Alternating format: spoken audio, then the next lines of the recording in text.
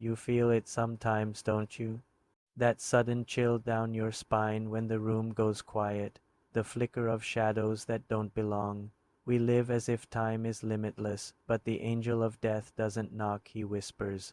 Silently, patiently, he walks beside you through crowded streets, sits in the silence of your late night thoughts, and watches as you laugh, oblivious. There's something mesmerizing about him, not cloaked in horror, but in a dark elegance, a presence that commands attention without uttering a word. His beauty lies in his stillness, his certainty, and that's the terrifying part. He never forgets a soul. You might think you have decades left, but death doesn't work on your schedule.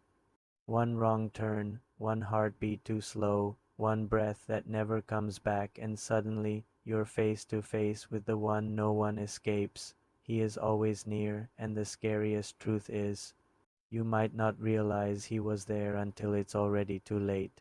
Second story, the angel of death is closer than you think. The rain was soft that evening, so soft it whispered as it touched the pavement.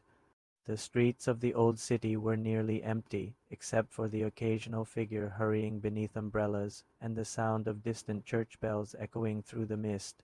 Jacob had always loved this kind of weather, quiet, still, safe. At least it used to feel that way, but tonight felt different. He couldn't explain it, not even to himself. Maybe it was the old man on the bus who stared too long, or the flickering light in the apartment hallway that buzzed louder than it should have. Something was wrong. Something was coming. The feeling had started days ago, just a shadow at the edge of his vision, a cold breath on the back of his neck when no one was there. He had written it off as stress, overwork, maybe the loneliness that had settled in since the funeral.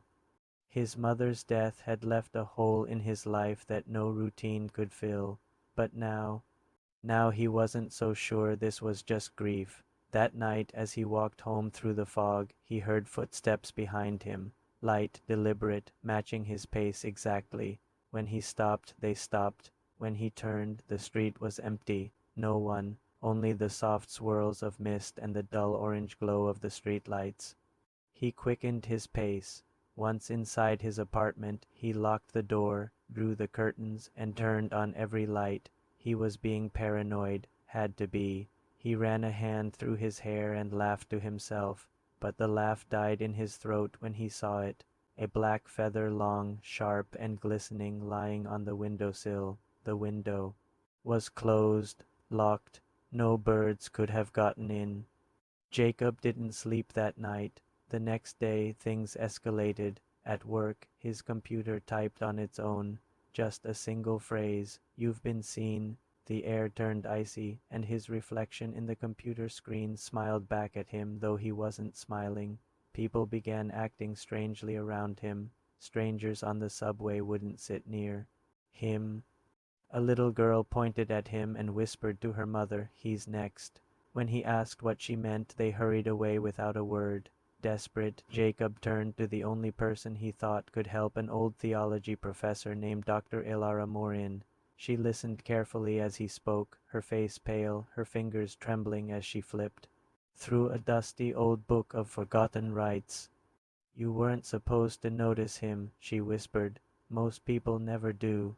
Not until it's too late. Him." Jacob asked the angel of death, she said. "He marks people, watches them. If you've seen the signs, he's already close." The feather, the mirrored smile, the shadow that lingers. "It means he's interested." Jacob laughed nervously, but Dr. Morin's eyes were dead serious. "Why me?" he asked. She closed the book slowly. "That's the part no one ever knows. Some say he chooses the ones who try to outrun fate, others, the ones who are already dead but don't realize it yet." Jacob stumbled out of her office, heart racing. What did that mean? Already dead. Back at home, the lights flickered. His phone screen was cracked, though he didn't remember dropping it. Every clock in the apartment had stopped at 3:17 a.m., the exact time his mother had passed, and then came the knocking, 3 soft knocks on the door. Rhythmic, calm. He didn't move, couldn't breathe. Another knock. "Jacob." A voice whispered from the other side, familiar, soft, and terrifyingly gentle. It was his mother's voice. "Let him in, sweetheart. He's been so patient." "No," Jacob said aloud, backing away, but the air around him changed. The lights went out, the shadows stretched unnaturally long, and from those shadows a figure emerged, not grotesque, not monstrous, but elegant, tall, cloaked in black, with eyes like dying stars. He said nothing. He didn't need to. His presence was absolute, final. Jacob tried to speak, to beg, but his voice was gone. The figure reached out, not cruelly, but almost lovingly, and touched Jacob's forehead, and then silence. They found his body the next morning. No sign of struggle, no wounds, just a peaceful expression, and a single black feather resting on his chest. To this day, no one knows exactly how he died. But if you ever feel a chill at night, see something move in the corner of your eye, or find a feather where no bird could reach, be careful. He might be watching you too.